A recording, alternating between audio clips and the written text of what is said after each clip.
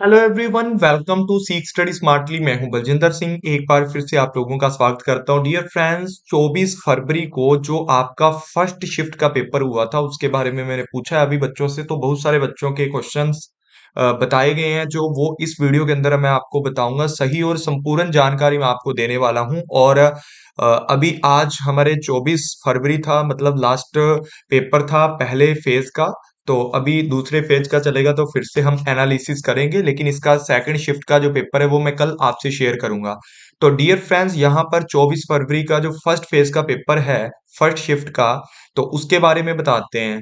यहाँ पर टीचिंग के डोमेन्स पूछे गए थे, टीचिंग एंड लर्निंग कैरेक्टरिस्टिक के बारे में पूछा गया था, टाइप ऑफ रिसर्च के बारे में पूछा गया था, नंबर सीरीज यानी कि 2, 4, 8, ठीक है ना, उसके बाद 10, इस तरीके से कुछ कुछ पूछा गया था, मतलब नंबर सीरीज के अंदर। वॉकिंग डिस्टेंस वाले क्वेश्चन पूछे गए थे कि बंदा इस साइड गया, इतने किलोमीटर गया या इतने मीटर गया, फिर ऐसे गया ऐसे गया। तो आपको बताना है कि स्टार्टिंग पॉइंट से ये वाला जो आपका एरिया है वो कितना है, मतलब ये वाला। ठीक है, इस तरीके से आपका पाइथागोरस का सिद्धांत लग के ये क्वेश्चन निकलते हैं, कुछ वैसे भी निकल जाते हैं। तो ये आपका क्वेश्चन था डिस्टेंस, वॉकिंग डिस्टेंस वाले।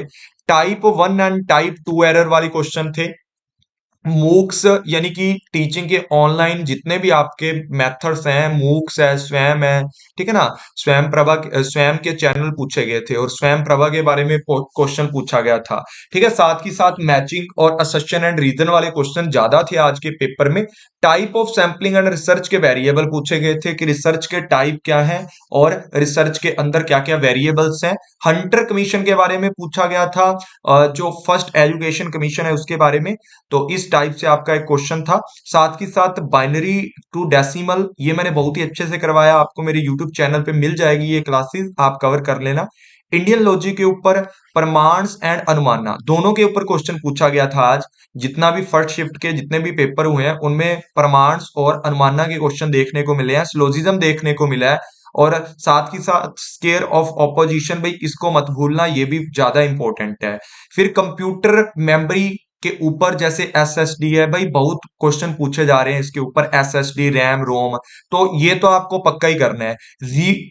रीन्यूएबल एनर्जी के ऊपर क्वेश्चन पूछा था।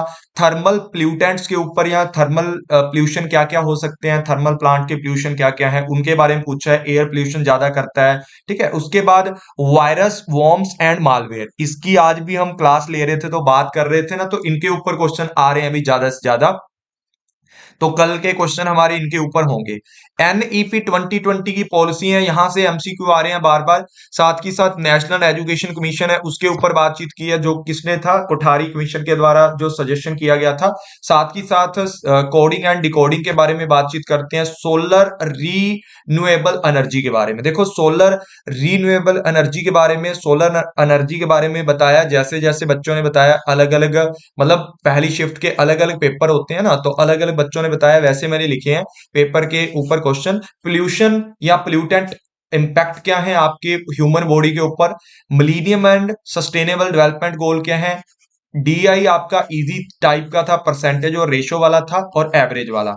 ठीक है, साथ ही साथ रिसर्च ठीक ठीक था आपका, सॉरी आरसी, मतलब रीडिंग कंप्रेhension ठीक ठीक था। और सिंपल और कंपाउंड इंटरेस्ट के ऊपर क्वेश्चन पूछा गया था। साथ ही साथ अगर मैं बात करता हूं यहां पर कि जो आपका टेराबाइट होता है, ठीक है ना, एक होता है आपका केबी, जीबी, ठीक, केबी, एमबी, जीबी, टीबी, टेराबाइट का क्वेश्चन आया हुआ था आपका। पैरामीट्रिक और नॉन पैरामीट्रिक, यहां से क्वेश्चन आया था रिसर्च का। रेड हेरिंग के ऊपर क्वेश्चन आया हुआ था। और यूजीसी रीजनल ऑफिस के बारे में पूछा गया था कि यूजीसी के रीजनल ऑफिस है वो कहाँ कहाँ है। और कई बोर है कि इसके ऊपर ये क्वेश्चन पूछा गया है कि रीजनल ऑफिस कितने हैं। ठीक है, वो आपको पता होना चाहिए। कम्युनिकेशन के मॉडल्स के ऊपर SMCR, ये वाला आपको मॉडल पता होना चाहिए। साथ ही साथ मास मीडिया के ऊपर आया हुआ था question, square of opposition. Research के अंदर एक क्वेश्चन आया हुआ था आपका, कौन सा, वाइड, वाइड का क्वेश्चन था।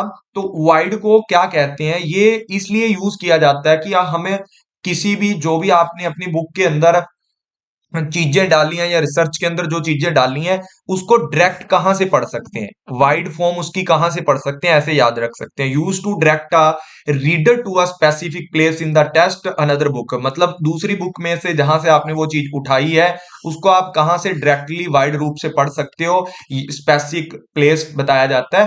फोटो केमिकल स्मोक के बारे में, जो आपका मतलब जो आपकी सन लाइट एनर्जी होती है उनके साथ मिलकर के, ठीक है ना, ऑक्साइड वगैरह मिलकर के, मोनो कार्बन डाइऑक्साइड मिलकर के क्या करती है, एक नए तरीके की गैसेज बनाती है, उसको फोटो केमिकल स्मोक कहा जाता है। फोटो केमिकल स्मोक के बारे में अगर मैं बोलूं तो यहां पर मैंने लिखा है photo chemical smoke is a mixer of the प्लूटेंट, जहां पर नाइट्रोजन ऑक्साइड एंड जो आपका वोलेटाइल वोल्टाइल ऑर्गेनिक कंपाउंड होते हैं, ठीक है, जिसको आप VOCs कहते हैं, रिएक्ट करता है सूरज की किरणों के साथ, क्रिएटिंग ए ब्राउन हैजिस अबव सिटीज, मतलब जो आपकी सिटीज के अंदर मतलब जितने भी स्मोक होते हैं ना, मतलब जो सनलाइट के किस में आते हैं, इंट्रैक्शन में आते हैं, जितने भी आपके ऑर्गन कंपाउंड्स होते हैं वो सनलाइट के किस में आते हैं, इंट्रैक्शन में रिएक्ट करते हैं और नई चीजों का उत्पादन करते हैं, उसको आप लोग क्या बोलते हैं, नई गैसेस का उत्पादन करते हैं, फोटोकेमिकल स्मोक कहा जाता है।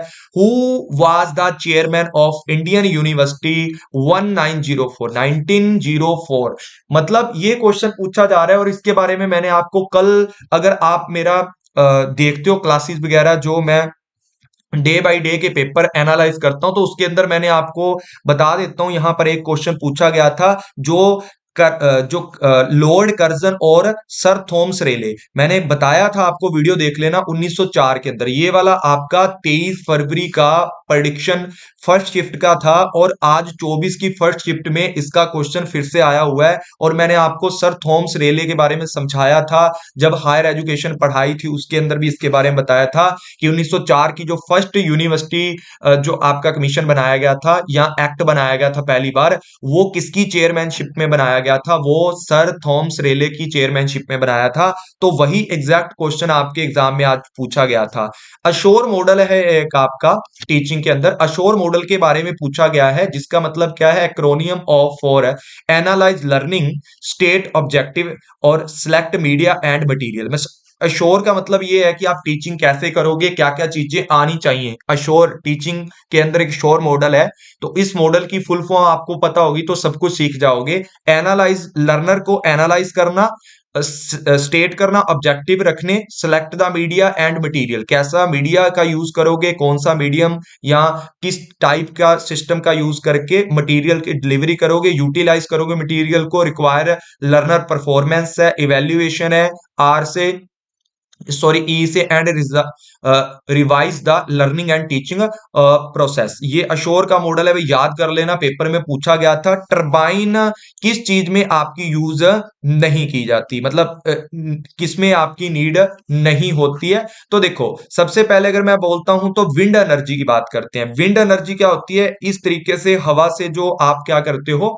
क्या लेते हो आप लोग, हवा से ज्यादा से ज्यादा हवा से एनर्जी बनाने की कोशिश करते हो, तो इस टाइप का खंबा लगा होता है एक बड़ा सारा, ठीक है, और यहाँ पर एक पंखा लगा होता है, ठीक है ना, ऊपर बड़ा सारा, और ये घूमता है हवा के कारण घूमता है, और यहाँ पर एक टरबाइन मोटर लगी होती है ऊपर, जिसके कारण क्या चलता है, सिस्टम चलता है आपका, और नीचे ये बिजली देता है, ठीक है। उसके बाद हाइड्रो, हाइड्रो इलेक्ट्रॉनिकल, हाइड्रो के अंदर भी क्या होता है कि आप लोग क्या करते हो, हाइड्रो पावर प्लांट या हाइड्रो इलेक्ट्रिकल, कि आप नहर जा रही है, ठीक है, नहर के साथ यहाँ पर एक फ्लो बनाया है, मतलब डैम वगैरह बना करके यहाँ पर एक टरबाइन लगाया जाता है, और इस गिरते पानी से लगा लो चाहे जैसे मर्जी लगा लो, इस पानी से आप क्या करते हो, टरबाइन को घुमाते हो। जियोथर्मल क्या होता है, ऐसा सिस्टम जहां पर हॉट वाटर पैदा होता है या स्टीमिंग पैदा होती है, स्टीमिंग के कारण भी आप टरबाइन का यूज करते हो, और आप क्या करते हो, टरबाइन का यूज करके आप बिजली बनाते हो। सिर्फ एक सोलर एनर्जी है जहां पर सोलर पैनल का यूज करके आप क्या करते हो, एनर्जी बनाते हो, तो सोलर पैनल एनर्जी के अंदर टरबाइन का यूज आपका नहीं होता। ये क्वेश्चन आपके एग्जाम में आया हुआ था फर्स्ट शिफ्ट में। मिथिला यूनिवर्सिटी आपकी वो किसके लिए फेमस है, ये भी मैंने पढ़ाया हुआ है, ये आपका न्याय शास्त्र के लिए ज्यादा फेमस थी। साथ ही साथ ये क्वेश्चन आप और पढ़ के जाओगे, यहां से भी एक बच्चे ने बोला कि सर जी आपका 31 नंबर क्वेश्चन है, वहां से क्वेश्चन आया हुआ था, जैसे उज्जैन का क्वेश्चन आया हुआ था। तो देखो उज्जैन किसके लिए था, ये आप मुझे आंसर करके बताओगे कमेंट बॉक्स के अंदर, ठीक है, कमेंट के अंदर आंसर करके बताओगे इस क्वेश्चन का क्या आंसर है। यहां से चार चीजें, तक्षशिला किसके लिए है, उज्जैन किसके लिए है, सारानाथी किसके लिए है, या सारानाथ या अजंता किसके लिए है। तो ये क्वेश्चन भी आपसे पूछा जा सकता है, ठीक है, एग्जाम के अंदर आने वाले क्वेश्चंस में। तो प्लीज इनको आप सभी बच्चे कवर अप कर लेना, ठीक है। तो इतने ही क्वेश्चन आप आज आपके बने थे, और साथ ही साथ एक क्वेश्चन और इसके अंदर था, वो क्वेश्चन एंथ्रोपोलॉजी के ऊपर था। एंथ्रोपोजेनिक